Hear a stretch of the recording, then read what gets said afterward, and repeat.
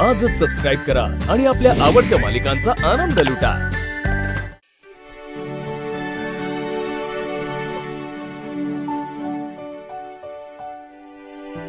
सीताई, तुमच्याशी जरा बोलायचं होतं। ऐक ना उर्मिला, अरे हे बघ, ऐक तू, अरे असं तू आई ऐक। उर्मिला, अगं हे काय बॅगा वगैरे घेऊन कुठे चाललीस? काकू काय करतेस तू? ताई, मी या घरात राहू शकत नाही। काय?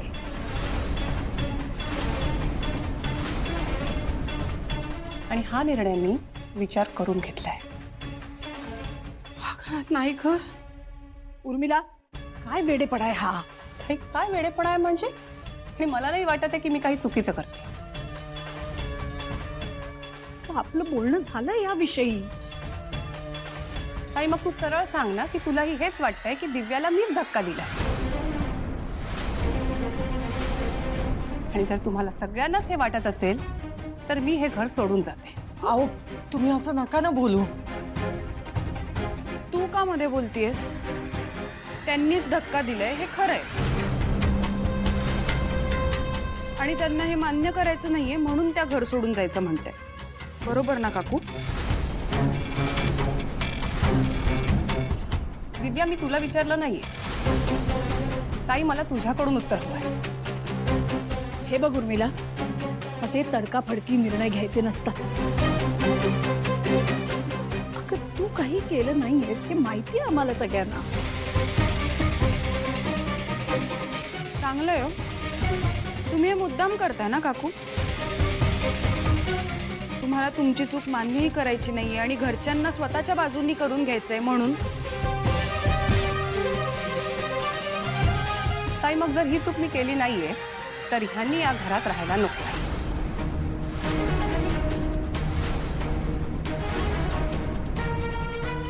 उर्मिला, सीताई, बघताय ना तुम्ही मी काय म्हणाले होते? आम्हाला चुकीचं ठरवण्यासाठी ह्या कुठल्याही थराला जाऊ शकतात। अगं, हे काय बोलतेस तू? हे जरा टोकाचं होतंय उर्मिला। काय टोकाचं होतं आई? ह्या लोकांना आउट हाऊस मध्ये राहायला काय प्रॉब्लेम आहे? इथेच का राहायला पाहिजे?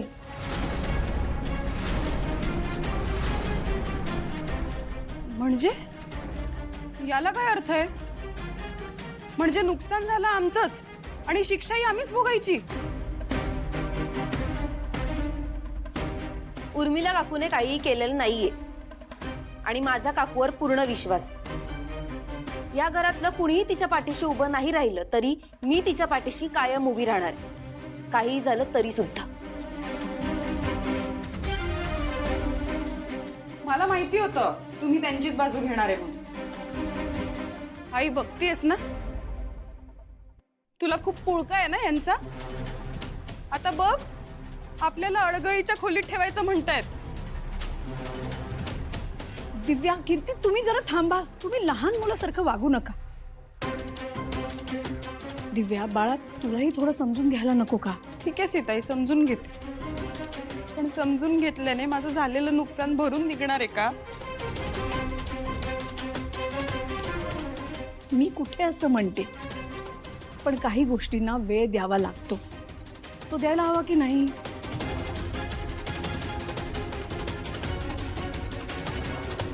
म्हणते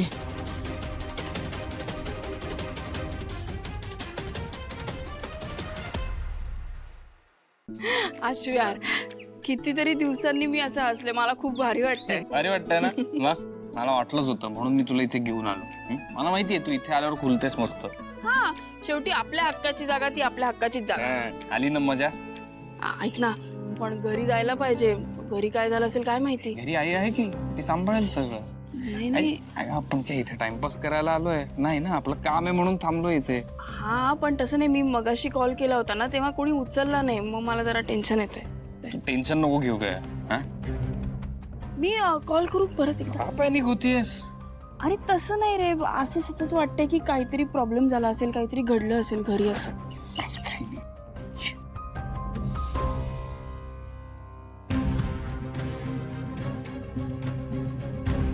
हो आजी, हे काय आहे सगळं?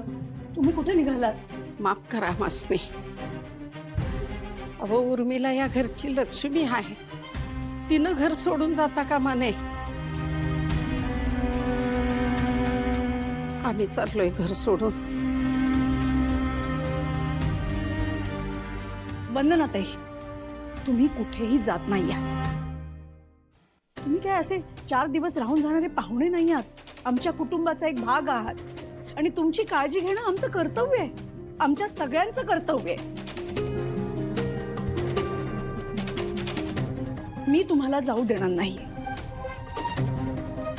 ऐक ना उर्मिला, असा तडकाफडकी निर्णय का घेतेस तू? ऐक ना. हे बघा, काय योग्य आहे काय अयोग्य आहे हे मला माहित नाही, पण आता मला हे सगळं सहन होत नाहीये. मुळात मी हे सगळं सहन करू शकतच नाही. त्यामुळे तुम्ही जर माझ्या बरोबर येणार असाल तर ठीक आहे, नाहीतर मी एकटी जाईल. उर्मिला, हा काय प्रकार चाललाय? किती वेळा समजावलं मी तुला, तू एकही गोष्ट ऐकत नाहीयेस. नाही वहिनी, तिचं पूर्णपणे चुकीचं नाहीये.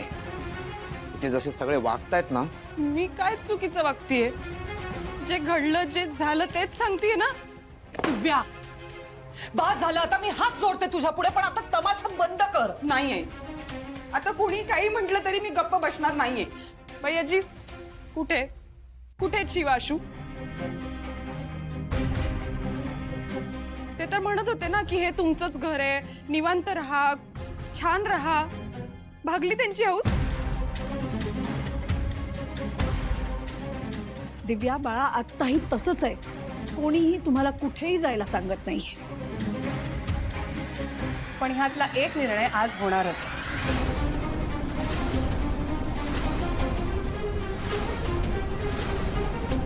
सीताई, तुमच्या शब्दाला इथे काही मानच नाहीये का?